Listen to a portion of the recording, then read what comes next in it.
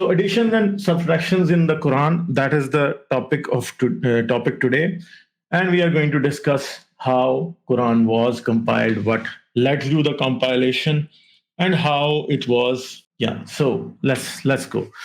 So Solomon Reinach, a German scholar who is considered an authority on Quranic text, said that from the literary point of view, the Quran has little merit. Declamation, repetition, plurality, a lack of logic and coherence strike the unprepared reader at every turn. It's humiliating to the human intellect to think that this mediocre literature has been the subject of innumerable commentaries and that millions of men are still wasting their time absorbing it. So this is a statement by one of the the foremost critics, foremost critiques of, I wouldn't say critiques, but a person who has thoroughly researched the text of Quran, who knows Arabic, who has a big name in the historicity of Islam and Quran.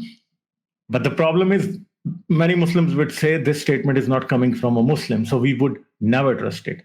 The truth about historical criticism or textual criticism is that the West has done the same type of historical and textual criticism on Christianity and its holy books as well. So any Muslim would accept whatever a Western scholar has to say about the Bible. And when they say that this book was altered, the books were altered, written by human beings, nothing to do with God, they absolutely accept whatever they have to say about those books. But whenever they say something about Quran, the problem is Muslims say, okay, we are not going to accept anything from a non-Muslim. So, and let me tell you, there are scholars now who are from a Muslim background. They are scholars and they are arriving at the same conclusions as well. Ibn Waraq is one, Dr. Shady Nasir is one. There are many other people who are scholars in the West, working in universities, teaching as professors, and they think the same about Quran because they are just trying to analyze the evidence that is out there about the Quran, and they are going wherever the evidence leads. So if a Western scholar is saying something about Quran, they always substantiate it with some kind of evidence. And if there is a lack of evidence, then they wouldn't arrive at the same conclusions that the Islamic history or the Islamic traditional historical narrative wants us to arrive at. So that's the problem with the Western scholars. But the problem is the best research on Islam is being done right now in the West.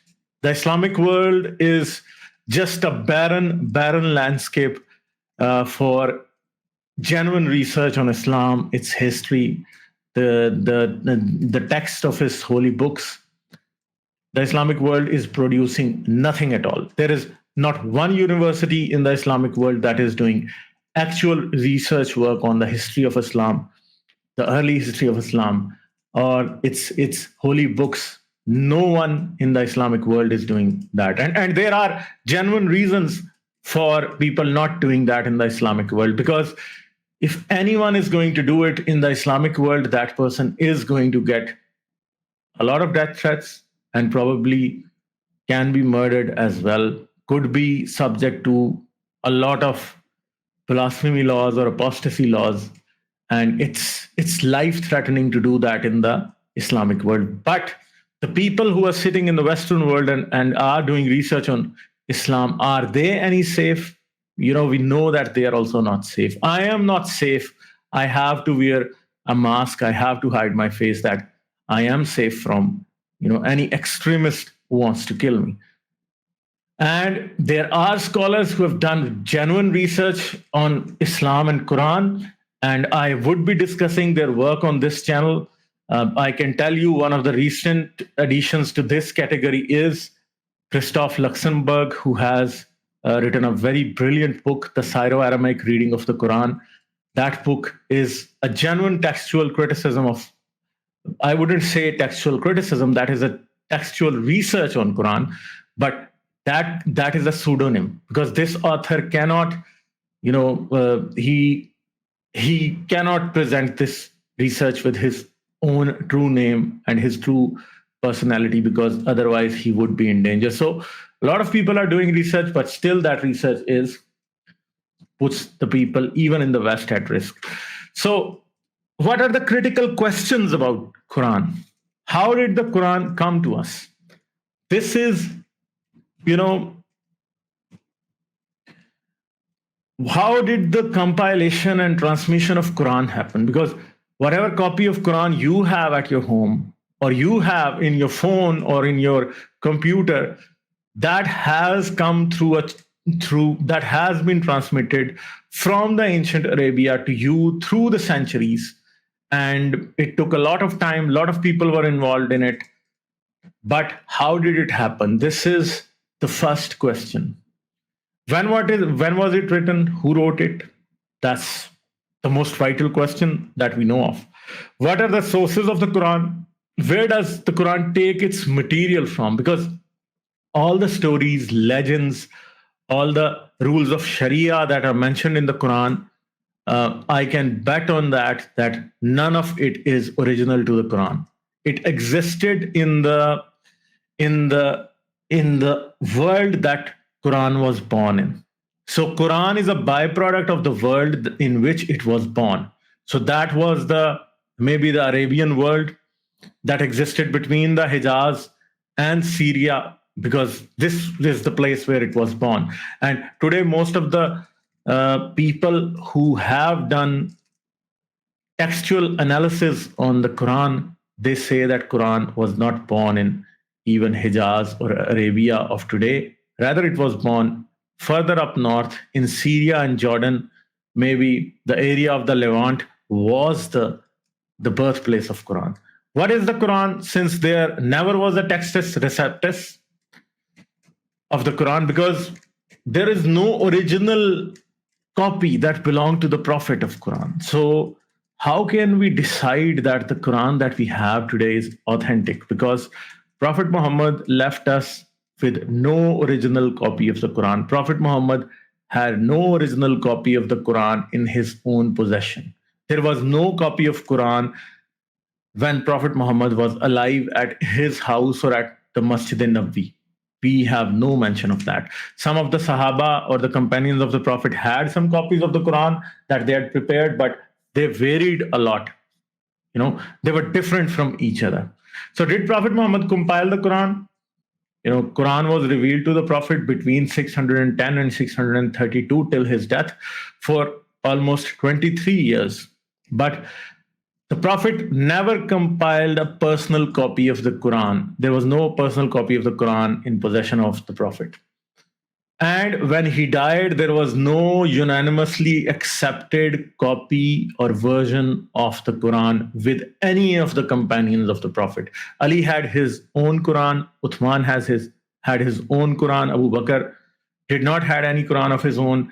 There were other people who had prepared some copies of Quran, some versions of Quran, but no one expected that there should be a standardized version of Quran during the lifetime of the Prophet. The Prophet himself did not expect it and never did anything to create a standardized written version of Quran during his lifetime. Allah did not want it during his lifetime. And so how did the Quran come about? So the angel Gabriel will bring a revelation to the Prophet. The Prophet would memorize it. The Prophet would read it out to the scribes or the people who wanted to memorize the Quran. They would memorize it or they would write it down. So this is how it was happening. So then when the Prophet died, the Muslims were left high and dry. There was no official copy of Quran. But then Abu Bakr, the closest companion of the Prophet, became the first caliph. He was the caliph from 632 to 634. And during his reign, when during a battle, a lot of the Sahaba or the companions of the Prophet lost their lives. So at that point, Umar bin Khattab, who was supposed to be the next caliph, who was caliph after Abu Bakr, he came to the caliph and said that we need to write the Quran down. And there are several traditions explaining this event. And Abu Bakr refused to compile the Quran because Abu Bakr said, how can I do something that the Prophet himself never wanted to do? So then the Umar kept, Umar kept on convincing him, and later on Abu Bakr agreed to it. Then he ordered the compilation of Quran.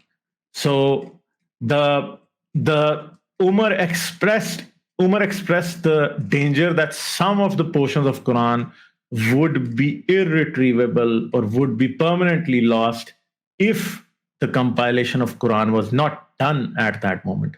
So Abu Bakr gave his consent and the Quran was collected. Then Zaid bin Sabit was the person who was in charge of this collection of Quran.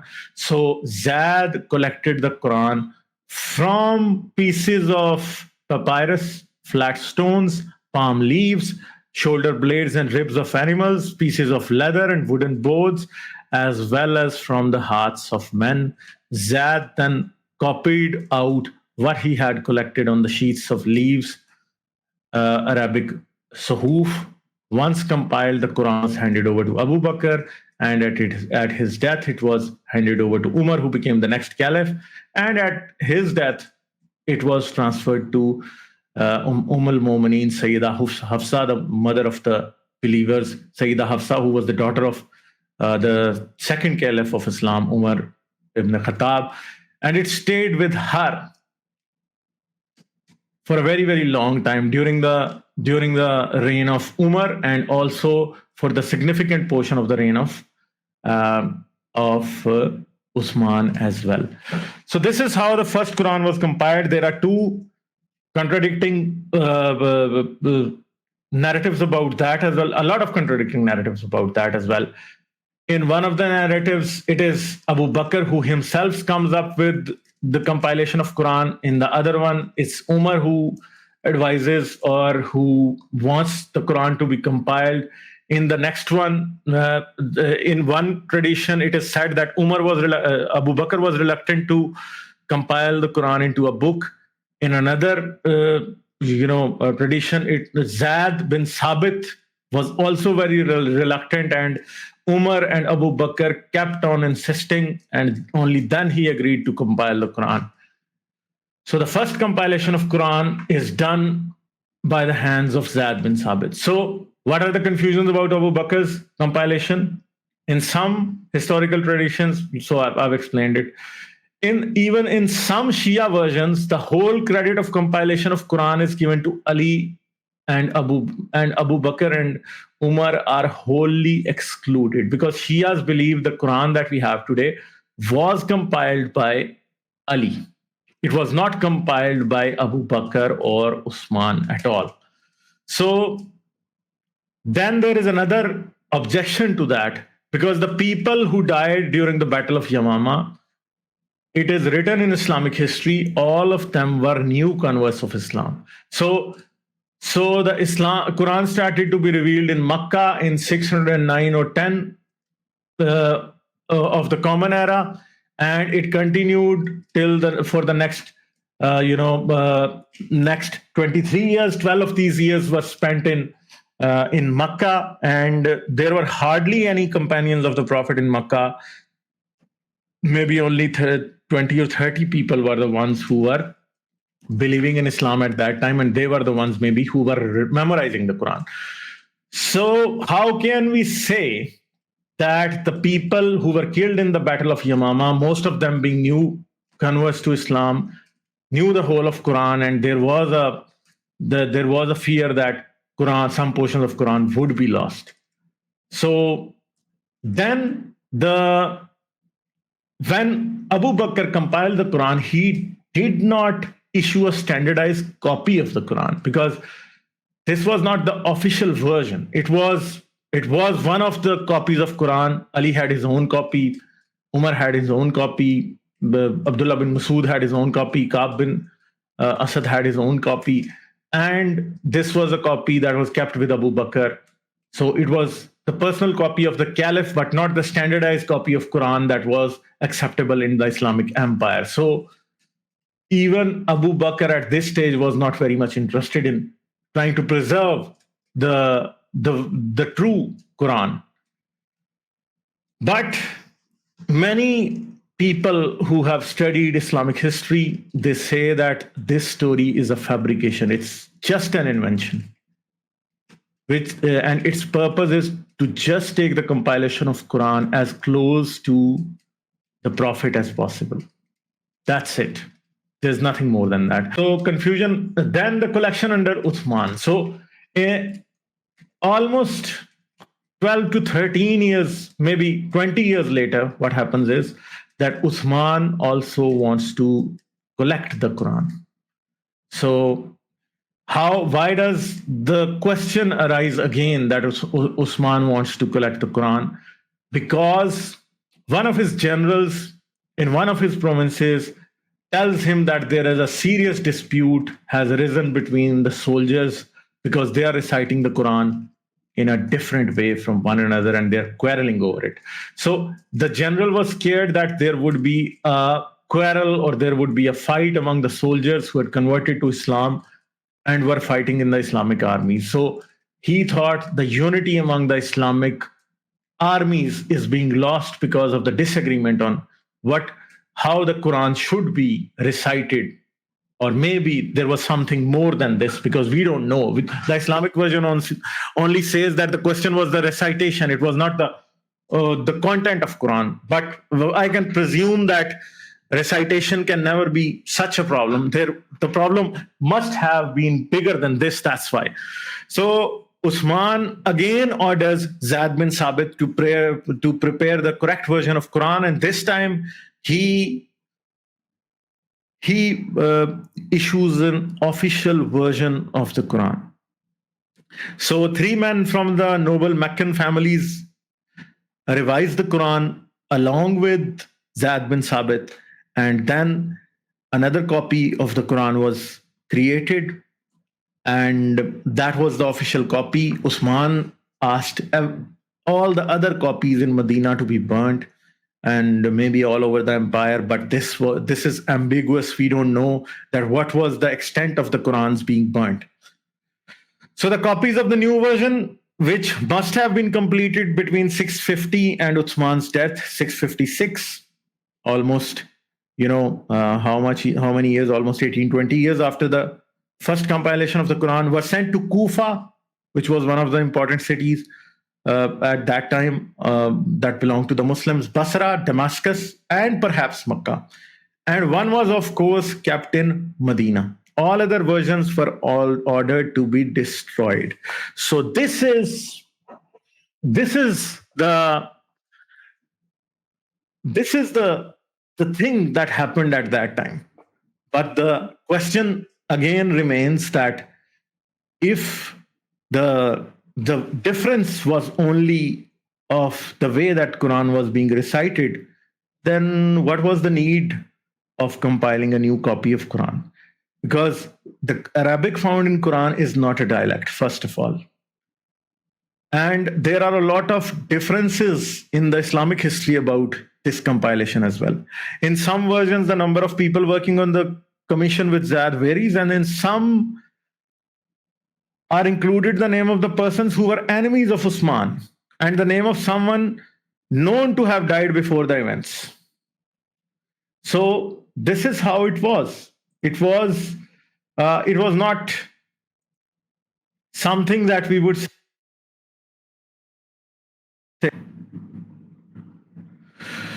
We don't know how true this story is, but we know that it's just a lie. This phase 2 of the story does not mention Zaid's part in original collection of the Quran discussed in the phase. So there is difference on this as well. So it has never been It has never been archaeologically established that Quran was compiled under Usman. We only learn the events more than 200 years later. So there are serious reasons to reject the claim that Quran was established in its final form under Usman. Because first of all, the recitation problems cannot be solved by the script that was available at the time of Usman, because that script did not had the dots or the quotation marks that denote the different vowel sounds in Arabic today. So the compilation at Uthman's time would never be able to solve this problem, because the pronunciation or recitation becomes different if you leave the dots and the quotation marks out, because it does not make sense at all. How was Usman able to solve these problems? Because it cannot be. Okay. So there were other unofficial versions that were causing a disagreement between the soldiers of Islamic army. So the problem is, who compiled those unofficial versions? Because if the soldiers there was difference, maybe the soldiers were following one recitation or one copy, and the other soldiers were following the other copy or the other style of recitation. Who was teaching it to them? So that's a big question. Some objections of political polemic apply to Usman's compilation as well, which also apply to Abu Bakr's compilation. Maybe we would discuss it at some other point. I am going to discuss the political reasons why the Quran, these two stories of compilation of Quran were invented. Maybe I'll make a separate video or do a separate stream on this, and we will see about that. So I'm going to do that in the future, and I'm going to tell you what the political context was. So yeah. Okay, so all of then objections to the preservation of Wahi, because the Wahi was coming down as a message to the Prophet, and the Prophet was receiving it from the angel Gabriel.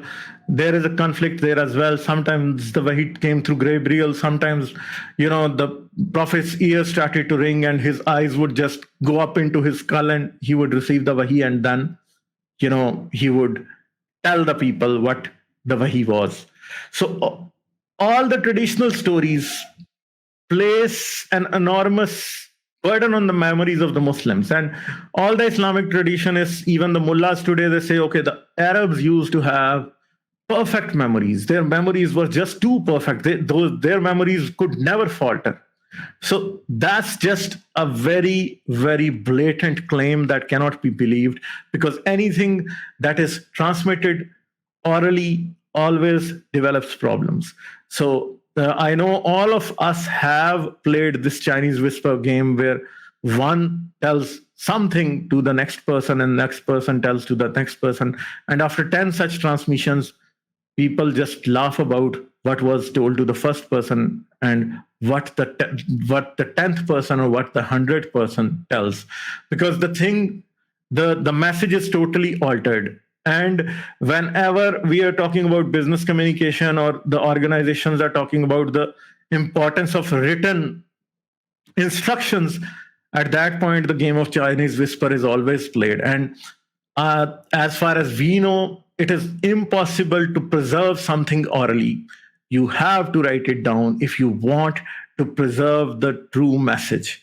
So that's why writing was very important throughout the history. That's why the writing systems were developed in the first place. So Prophet Muhammad never, according to the Islamic tradition, Prophet Muhammad did not know how to read and write. So then the question becomes that, is his own memory trustable or not? Because we know that he would have forgotten a lot of things. And the Islamic history tells us that he did forget a lot of things. There were verses of Quran that he had forgotten, and he was in the Masjid al-Nabawi, and an Ansari was reciting something, and when he heard, he said, "Blessed be that man, because he made me remember the verses, so and so verses of Quran that I had forgotten." So The Prophet used to forget things, and people also used to forget things. We are going to see examples from Sahih Hadith in the coming slides as well about that what was forgotten and how it was forgotten. Oral traditions have a tendency to change over time and cannot be relied upon to construct a reliable scientific history. That's also a very important thing. Even we cannot say what is written about the history of Quran could be true, because we know that oral tradition also changes. How can we trust the companions of the Prophet heard and understood him correctly? Because even today everyone makes this kind of mistakes. I can make this mistake. I do make this mistake all the time, that someone would say something and I would understand it differently. So weren't the companions of the Prophet making the same mistakes? Because this is human nature. So, but Muslims in the end would say, okay, there was divine intervention and Allah was protecting memories of all the companions of Prophet, and Allah has protected the memories of all the Hufaz-e-Quran that existed throughout the Islamic history. But that's a blatant lie. No one with any amount of sanity would ever accept such an absurd explanation. That's the problem. So, what Muslims believe about the Quran today, that's a very important question, because what they believe about the Quran is very important. They believe that the Quran they have today goes back to Usman, and they believe that they have the exact copy of Usman's Quran today. But that's just a lie, because Usman's Quran did not had any verse numbers. Maybe the arrangement of the surahs was different. So it's an impossibility even there. Usman's Quran was all but universal from the day of its compilation. And they say that Usman's Quran was agreed upon in 650 AD.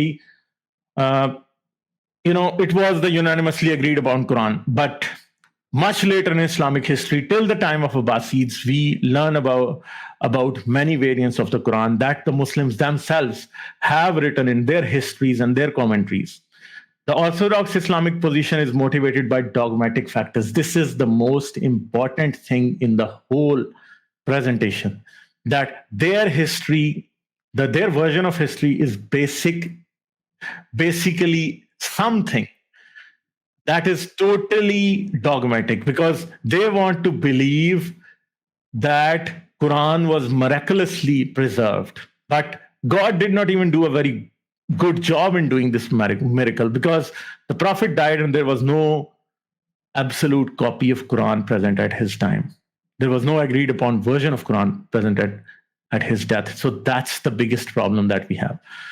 So when we scrutinize this claim that Quran is perfectly preserved in the light of archaeology and historical scrutiny, then we come to the conclusion that the whole of Islamic history is just a lie. It's a later construct. It's basically a political agenda.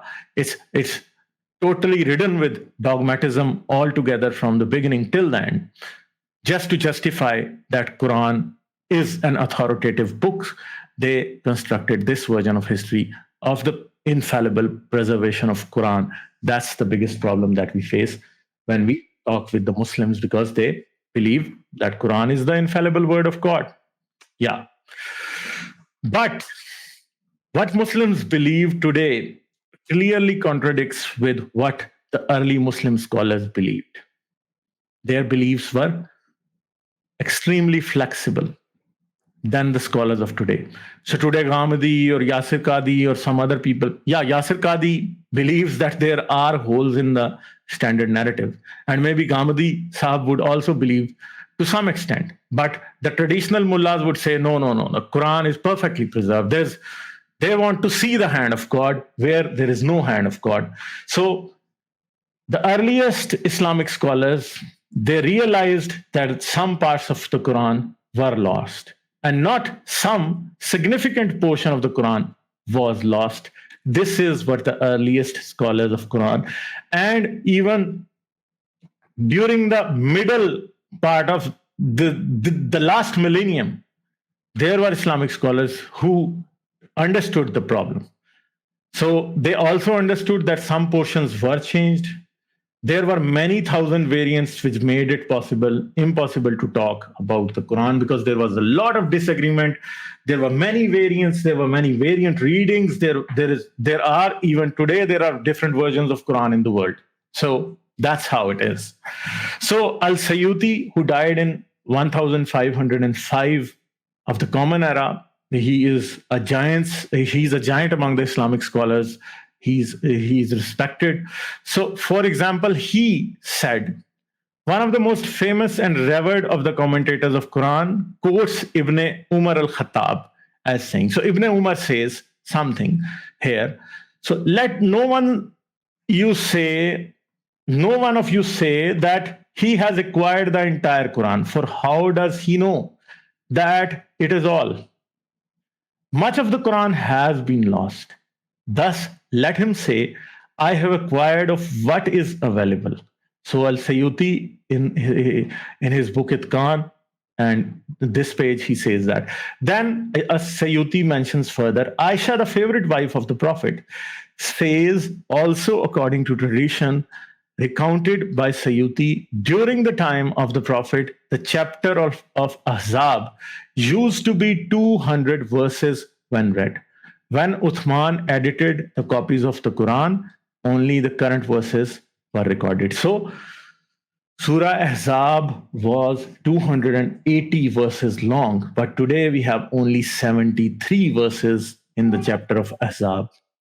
So how can we say that Quran is preserved? Because more than 212 verses have been lost. And Al-Sayyuti also tells the story about Ubay ibn Ka'b, one of the great companions of Prophet Muhammad. Ubay ibn Ka'b is among the 4 people who the Prophet said you should learn Quran from. This famous companion asked one of the Muslims, how many verses in the chapter of Ahzab?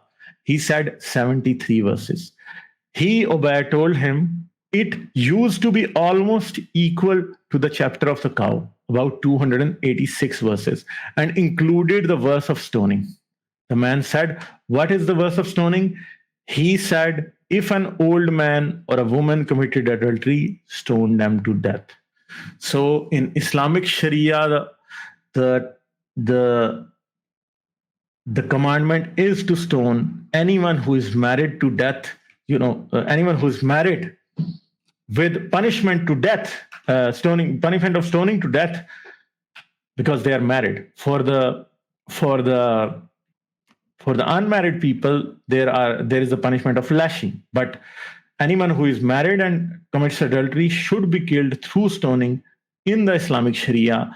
And we see that the verse is not present in the Quran today. The verse is not abrogated, but not present in the Quran today. That's how it is. So we know that there are verses that have been abrogated that are present in the Quran today, but there are verses that were never abrogated but are missing from the Quran. And this ayat-e-rajam, or the verse of stoning, is mentioned repeatedly in Hadith and the Islamic tradition, the commentaries, again and again, that this verse is missing from the Quran. So this means that Muslims do not have the perfectly preserved copy of Quran, and the belief of the present day Muslims is just a fallacious belief. The Muslims of early days did not believe in this thing at all. No single Quran after the Prophet. So we have discussed it already. There was no single document containing all the revelations after Prophet Muhammad's death in 632 of the Common Era. Many followers tried to gather all known revelations and write them down in a codex form, as Ubay bin Ka'b, Abdullah bin Masud, Umar bin Khattab. Ali is said to have a mushaf of his own, but none of them had a complete copy of Quran, because we have to understand that at a certain time during the year, all of these people were never in Medina, because they were off for military campaigns, they were off for their own trade and businesses. And the revelation, if it was coming down, it was coming down, and the people who were available in Medina were memorizing it or writing it down. Secondly, many verses of the Quran were not revealed in Medina. And I am not only talking about Makkah here, because some of the verses were revealed in, half of the verses nearly were revealed in Makkah. But when the Prophet was away from Medina, the revelation was still coming down during the wars and campaigns, and not everyone was part of every campaign. Prophet Muhammad, whenever he used to go from Medina, at that time Ali was in charge of Medina. And then we can say that, how can we say that Ali's Mus'haf was complete? Because the verses revealed at some other point, at some other place, and Ali was in Medina. This means that Ali was missing something at certain points in time. So as Islam spread, many metropolitan codices emerged. So a lot of Mus'hafs emerged related to Makkah, Medina, Damascus, Kufa, and Basra. These were the 5 most important cities of the early Islamic history. So every city had a Mus'haf of its own. And these Mus'hafs or these copies existed till the time of Abbasids. And some of them even survived after that. And some of them maybe survive to even today. Because all of the Mus'hafs that are available in different cities in the world, we can see that they were altered over time as well. New material was being continuously added to those Mus'hafs over time. So if we see the Topkapi Mus'haf or we see the Cairo Mus'haf, we see that they were edited over time. Over maybe hundreds of years they were edited. And they were later made to agree with the standardized version of the Quran. Whoever standardized it, we don't know. Later, Usman tried to bring order into the chaos. He sent copies of versions to all cities and ordered destruction of others. But this story is most probably fictional. Okay, so Usman couldn't solve the pronunciation problem, as I've told you already, but we are going to delve a little deeper here. So Usman's Codex was supposed to standardize the consonantal texts. Yet we find that many of the variant traditions of this consonantal text survived well into the 4th Islamic century. So at the time of the Abbasids, the different variants were still present, and there was a huge debate going on in Basra and Damascus and Kufa, all these important cities of the Quran. And even different cities had different ways of reciting the Quran, and even the different madrasas or schools in a city had different ways of reciting the Quran. The problem is aggravated by the fact that the consonantal text was unpointed. There was no dots. So that is to say that dots that distinguish an example, a B from a T or a TH were missing. So B and T, they were inseparable. We couldn't know that if it was a B or it was a T. We wouldn't know that. Several other letters, F and Q and J and H and KH, S and D, R and Z, S and SH, D and DH, T and Z, all of them were indistinguishable from one another. Fe and Kaf were the same. Jim and He were the same. KH and KH was also the same. S and D were the same. R and Z, so Re and Z were the same. S, Sin and Swad were the same. So all of them were same. So how could you distinguish between what was written? So that was like the most stupid thing about Quran, that you wouldn't be able to differentiate between a Be and a Te, or a Jim and a He, or a Fe and a Kaf. You wouldn't be able to do that. S and Sheen, Seen and Sheen were indistinguishable. So this is how it was. Te and Ze were also indistinguishable. How would you distinguish between them? So how would you be able to read the Quran? So this kind of script that cannot fully pronounce a language, it is known as scripta defectiva. Defective means that the script has problems. It cannot pronounce a language properly. So the problem here is the first book to be written in Arabic was the Quran, because there was no standardized script of Arabic before the Quran, and there was no book before the Quran that was ever written in Arabic. The question of mu'allakat, or the ancient Arabic poetry, today all the historians of Arabic language agree that mu'allakat are a fabrication, a later fabrication, because there was nothing like that. So, because of all of these problems, there were a lot of variant readings of Quran out there, and there was a lot of disagreement between the Muslims at that time. And for the first, this problem was not resolved during the time of the Umayyads. It even existed in the later period of the Abbasids. So there was no agreement on what the Quran meant at that time. And secondly, there were no short vowels in Arabic. So you cannot differentiate between an I and an E and an A. So alif madda, there was no mad there. There was no alif and a zabar over it, which would produce an and then there was no zair under it, which will produce an I sound. So there was altogether, it was a huge problem to distinguish between a word and how to pronounce it, and what was the correct pronunciation of a vowel at any time. So the scripta plena, which allowed a fully voweled and pointed text, was not perfected until the late 9th century. So the 4th century of Hijrah is when the Muslims come up with the scripta plena, means a perfect script which can fully pronounce the Quran, because there were no dots, there were no vowel markings. Basically, Muslims were, driving the Quranic car blindfolded. This is what was happening. So they were partially blind at that time to what the Quran. So what were the problems that were caused by the scripta defectiva, the earlier script, which was not able to completely encompass the pronunciation of the Quran? Different centers with their own variant traditions of how the text should be pointed or vowelized.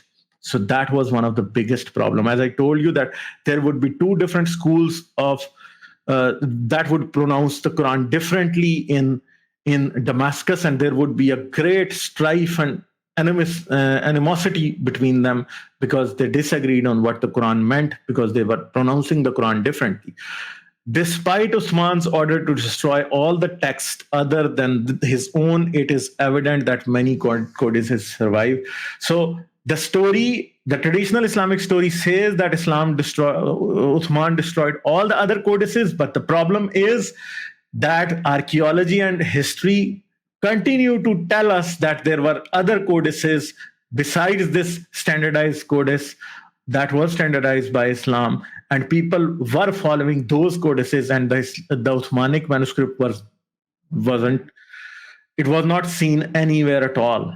So how could you say that the Uthmanic Mus'haf had solved all the problems? So this makes a legitimate criticism on that the story of compilation of Quran by Uthman is basically a fabrication. Because if Uthman had standardized it, then all these other variant readings on the matter of which people are fighting with each other shouldn't have existed. That's the problem. Sorry. Charles Adams says, literally thousands of variant readings of particular verses were known in the first 3 Muslim centuries. These variants affected even the Uthmanic Codex, making it difficult to know which is true from form may have been, which its true form may have been. So we don't know that if the Uthmanic Codex that we have today, or we say that it's Usmanic Codex that we are following today, is it even the true form or the true Usmanic Codex even or not? Because the disagreement is just too big. So now we have a few examples about the differences or the additions or subtractions in the Quran that we see today. So this is Sahih Muslim 1691A according to the international numbering. So it is a hadith according to Umar ibn Khattab. Verily Allah sent Muhammad with truth, and he sent down his book upon him, and the verse of stoning was included in what is sent down to him. We recited it, retained it in our memory, understood it. Allah's messenger awarded the punishment of stoning to death to the married adulterer and adulteress, and after him we also awarded the punishment of stoning. I am afraid that with the lapse of time, the people may forget it and may say, we do not find the punishment of stoning in the book of Allah, and thus go astray by abandoning this duty prescribed by Allah. Stoning is a duty laid down in Allah's book for married men and married women. So I've explained it already, but this Sahih hadith just tells us that the verse of stoning is missing from Quran, though it is not abrogated. Yeah. Then another reference comes from Sunan Ibn Majah. The international numbering is 1944. It is narrated by Aisha. The verse of stoning and the breastfeeding of an adult 10 times was revealed, and the paper was with me under my pillow. When the messenger of Allah died, we were preoccupied with his death, and a tame sheep came in and ate it. So she is also saying that this verse was not only included in the Quran, she had a written copy of it, which was eaten by this, God destroying or Quran destroying goat, such a naughty goat it was. So Abu Bakr, then there is a matter of two verses that no one else had, but only one Ansari had those verses. And these verses are still included in Surah Tawbah today. So this is on the authority of Zaid bin Sabit. Abu Bakr sent for me and said, you used to write the divine revelations for Allah's messenger, so you should search for the Quran and collect it. I started searching for the Quran till I found the last two verses of Surah Al-Tawbah with Abu Khuzama al-Ansari, and I could not find these verses with anybody other than him. They were, verily there has come upon you an apostle Muhammad from amongst yourself. It grieves him that you should receive an injury or difficulty. So these verses, which are still there in Surah Tawbah today, were maybe an addition by Abu Khuzama Ansari, because Ali did not have these verses, Abu Bakr did not have these verses, Usman did not have these verses, Umar was unaware of them. None of the other Sahaba knew that Prophet Muhammad had ever uttered these verses. How can we believe that this was not the poetry of Abu Khuzama Ansari himself, who wanted it to be included in the Quran? So most probably these verses were made by him, not revealed to the Prophet. Yeah. So then Sira al-Iraqi describes that how many scribes there were with the Prophet and what was happening. So the scribes of Muhammad were 42 in number. Abdullah ibn Sa'd al-Amiri was one of them, and he was the first Qurayshite among those who wrote in Mecca before he turned away from Islam. He started saying, I used to direct Muhammad wherever I willed. He would dictate to me Most High, All Wise, and I would write down All Wise only. Then he would say, yes, it is all the same. On a certain occasion, he said, write such and such, but I wrote only, and he said, write whatever you like. So when the scribe exposed Muhammad, he wrote in the Quran, and who does great evil than he who forges against God a lie? So this scribe, Abdullah bin Sa'd bin Abi Sarah, he was the first apostate of Islam. He caught Prophet Muhammad red-handed, because Prophet Muhammad would dictate him things. And just like a worldly boss, a normal boss, when he would suggest an alteration to the text that Prophet Muhammad was dictating, Prophet Muhammad would say, "Do as you like." So, if the wahi was coming from Allah, how would Allah accept the alteration made by a man in those verses? So, this is how it was that Prophet Muhammad accepted that. So, then there is Sahih Muslim 1050. Abu Harab bin Abu al Aswad reported,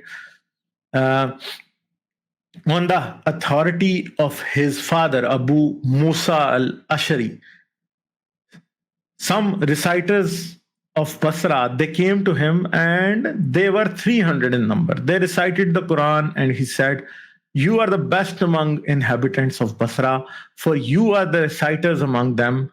So continue to recite it, but bear in mind that your reciting for a long time may not harden your hearts as they hardened the hearts of those before you."